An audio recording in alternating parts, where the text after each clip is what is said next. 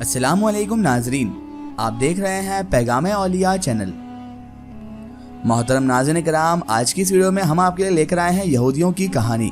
جی ہاں، ہٹلر اور یہودیوں کی کیا دشمنی تھی اور آخر کیوں ہٹلر پوری دنیا سے یہودیوں کو ختم کرنا چاہتا تھا، اور ہٹلر نے کتنے لوگوں کو موت کے گھاٹ اتارا، اور آخرکار ہٹلر کو اتنی نفرت کیوں تھی یہودی دھرم سے، اور آخر وہ کیوں دنیا کے پورے یہودیوں کو ختم کرنا چاہتا تھا۔ یہ مکمل معلومات ہم آپ کو بتائیں گے اس ویڈیو میں، تو میری آپ سے معتبانہ گزارش ہے کہ اس ویڈیو کو آخر تک ضرور دیکھیں، اور اگر ابھی تک آپ نے ہمارے چینل کو سبسکرائب نہیں کیا ہے تو اسے بھی سبسکرائب کر دیجئے اور پاس میں دیے گئے بیل آئیکن پر بھی کلک کر دیجئے تاکہ ہمارے ویڈیو کی نوٹیفیکیشن آپ تک پہنچتی رہے۔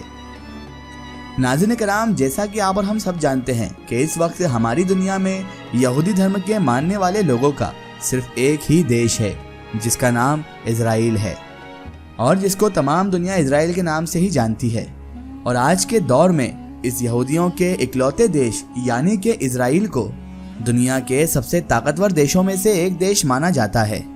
لیکن ناظرین کرام، کبھی آپ نے سوچا ہے کہ سن 1948 میں بننے والے ان یہودیوں کے اس دیش سے پہلے ہماری دنیا میں رہنے والے سبھی یہودیوں کا کیا حال تھا؟ آخر 1948 سے پہلے یہ سارے یہودی کہاں رہا کرتے تھے، اور یہ لوگ جہاں بھی رہا کرتے تھے وہاں پر کس حال میں رہا کرتے تھے؟ تو ناظرین کرام، جب کبھی بھی آپ یہودیوں کی 1948 سے پہلے کی ہسٹری پڑھنے کے لیے تلاش کریں گے تو جس انسان کا نام اتہاس میں آپ کو سب سے پہلے ملے گا وہ کوئی اور نہیں ہوگا بلکہ ایڈولف ہٹلر کا ہی ملے گا۔ وہی ایڈولف ہٹلر کہ جس نے نہ صرف جرمنی کے پورے دیش پر راج کیا تھا بلکہ ساتھ ہی ساتھ دوسرے ورلڈ وار کی وجہ بھی بن گیا تھا۔ ناظرین کرام، ہٹلر ہی وہ انسان تھا کہ جس نے لگ بھگ آج سے 75 سے 80 سال پہلے لگ بھگ 60 لاکھ سے بھی زیادہ یہودیوں کو صرف اور صرف لگ بھگ 4 سے 5 سال کے اندر ہی قتل کر ڈالا تھا۔ نہ صرف قتل کیا تھا بلکہ ایڈولف ہٹلر تو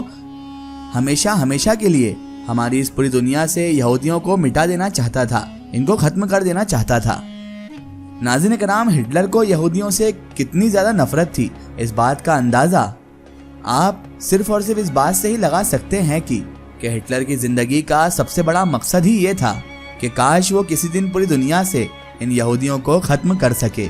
اور اپنے اس مقصد کو پورا کرنے کے لیے ہی ہٹلر نے اپنے دور میں ایسے قدم اٹھائے تھے کہ جس سے نہ صرف جرمنی بلکہ پوری دنیا ہی ہل گئی تھی۔ اس نے پوری دنیا کو ہلا کر رکھ دیا تھا۔ لیکن ناظرین کرام، سب سے اہم سوال یہ ہے کہ آخرکار ہٹلر یہودیوں سے اتنی زیادہ نفرت کیوں کیا کرتا تھا، اور آخر ایسا کیا ہو گیا تھا کہ جس کی وجہ سے ایڈولف ہٹلر یہودیوں کو ہمیشہ کے لیے اس دنیا سے ختم کر دینا چاہتا تھا۔ تو ناظرین کرام، ہم آپ کو اس کے بارے میں بتاتے چلیں کہ ہٹلر کا یہ ماننا تھا کہ یہودی ایک غدار قوم ہے، اور پہلے وشو یدھ میں یعنی کہ فرسٹ ورلڈ وار میں جرمنی کی ہار کا اگر کوئی ذمہ دار ہے تو وہ صرف اور صرف یہودی قوم ہی ہے، کیونکہ جو یہودی جو کہ خود جرمنی میں ہی رہا کرتے تھے تو انہوں نے اپنے دیش جرمنی کا ساتھ دینے کے بجائے اندرونی طور پر فرسٹ ورلڈ وار میں ہمارے دشمنوں کا ہی ساتھ دیا تھا، اور ہمارے ساتھ یعنی کہ جرمنی والوں کے ساتھ غداری کی تھی۔ اور اس کے علاوہ ہٹلر کا یہ بھی ماننا تھا کہ پوری دنیا میں جرمن ہی وہ اکلوتی قوم ہے کہ جو پوری دنیا پر حکومت کرنے کی اصل حقدار ہے، اور ہٹلر کا ماننا تھا کہ ماحول کو صحیح رکھنے کے لیے ضروری ہے کہ ہم غلام اور نچلی قوموں کو ختم کر دیں،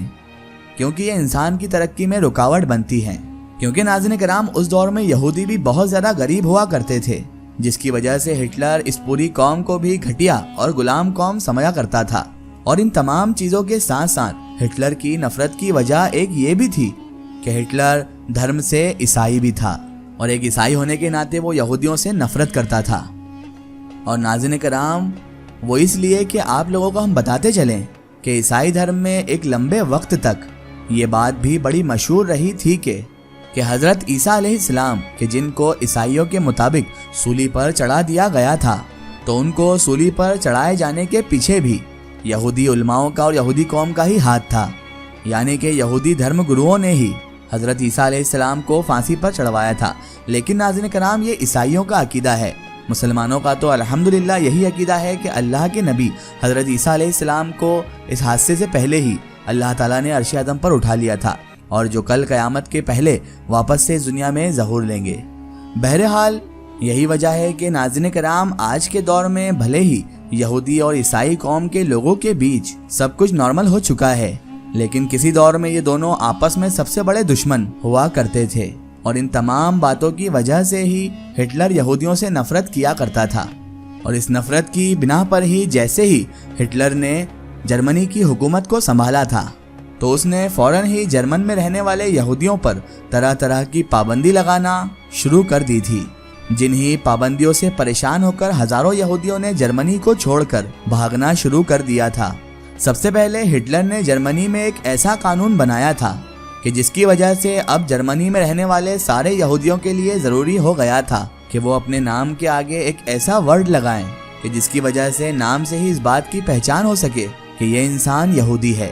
جہاں ایک طرف یہودی مردوں کو اپنے نام کے آگے اسرائیل لگانا ضروری تھا، تو وہیں دوسری طرف یہودی عورتوں کو اپنے نام کے آگے سارا لگانا ضروری تھا، کیونکہ یہی وہ نام تھے جن کی وجہ سے پورے جرمنی میں یہودیوں کو الگ سے ہی پہچان لیا جاتا تھا۔ اس کے کچھ وقت بعد ہی جرمنی گورنمنٹ نے سارے یہودیوں کے پاسپورٹ بھی ضبط کر لیے تھے، اور اس کے بعد یہودیوں کو ایسے نئے پاسپورٹ دیے گئے تھے کہ جس میں ایک ایسی مہر کو لگایا گیا تھا کہ جس کے ذریعے سے یہ پہچان کی جا سکے کہ یہ پاسپورٹ کسی عام جرمن کا نہیں بلکہ یہودیوں کا ہے۔ اتنا ہی نہیں دوستوں، اس کے بعد ہٹلر گورنمنٹ نے دھیرے دھیرے کر کے یہودیوں سے ساری سرکاری نوکریاں چھیننا بھی سٹارٹ کر دی تھی اور چھین لی گئی تھی، اور ساتھ ہی ساتھ پرائیویٹ نوکریوں میں بھی ان کو کسی اونچے پد پر نہیں بیٹھنے دیا جا رہا تھا۔ اور پھر کچھ وقت بعد بھی ہٹلر کی گورنمنٹ نے ایک نیا قانون بنا دیا تھا، جس قانون کے تحت اب جرمنی میں رہنے والے ہر یہودی کے لیے یہ ضروری تھا کہ وہ اپنے کپڑوں پر ایک ایسا بیچ لگائے کہ جس کی وجہ سے یہ پہچان ہو سکے کہ یہ انسان یہودی ہے۔ دوستوں، صرف کپڑوں پر ہی نہیں بلکہ اب تو یہودیوں کے لیے ان کے گھر پر بھی یہ بیچ لگانا ہٹلر گورنمنٹ کی طرف سے ضروری کر دیا گیا تھا، یعنی کہ ان کے گھر کو بھی باہر سے پہچان لیا جاتا تھا کہ یہ کسی یہودی کا گھر ہے یا پھر یہ گھر کسی غیر یہودی کا ہے۔ ان تمام چیزوں کی وجہ سے اب دھیرے دھیرے جرمنی میں ان یہودیوں کا رہنا مشکل ہوتا جا رہا تھا۔ آئے دن ان لوگوں کے اوپر حملے ہونا بھی تیز ہو گئے تھے، کبھی ان لوگوں کے گھروں کو جلا دیا جاتا تھا تو کبھی ان لوگوں کی دکانوں کو جلا دیا جاتا تھا، جس کی وجہ سے کبھی کبھی بہت سارے یہودیوں کو اپنی جانیں تک گنوانا پڑتی تھی۔ لیکن ناظرین کرام، خوف اور ڈر کا اصل کھیل تو 1939 یعنی کہ 1939 سے شروع ہوا کہ جب ہٹلر کی فوج نے سارے یہودیوں کو چن چن کر کیمپوں میں بھرنا شروع کر دیا تھا۔ ناظرین کرام، ہٹلر کی فوج کیمپوں میں نہ صرف یہودی قوم پر ظلم کرتی تھی بلکہ ان سے بہت سارا کام بھی لیا کرتی تھی، اور ان سارے کیمپوں میں سب سے بڑا اور سب سے مشہور کیمپ وہ تھا کہ جو پولینڈ دیش میں موجود تھا۔ یہی وہ کیمپ تھا کہ جس میں لاکھوں یہودیوں کو قتل کیا گیا تھا۔ ناظرین کرام، ہٹلر کی خفیہ ایجنسی کی یہی ذمہ داری تھی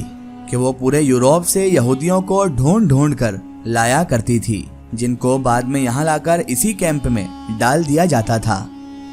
اور ناظرین کرام، ہٹلر نے اپنے کیمپ میں بڑے بڑے ہال بھی بنوا رکھے تھے جن کو گیس چیمبر کے نام سے جانا جاتا تھا، یعنی کہ ایسا ہال جو کہ ہر طرف سے بند ہوا کرتا تھا۔ بہت سارے یہودیوں کو ایک بار میں ہی اس ہال کے اندر بند کر دیا جاتا تھا، اور پھر اس کے بعد اس بند ہال میں یعنی کہ اس گیس چیمبر میں زہریلی گیس کو چھوڑ دیا جاتا تھا، جس کی وجہ سے اندر بند انسانوں کا دم گھٹ جایا کرتا تھا، اور ایک ہی بار میں ہزاروں یہودیوں کی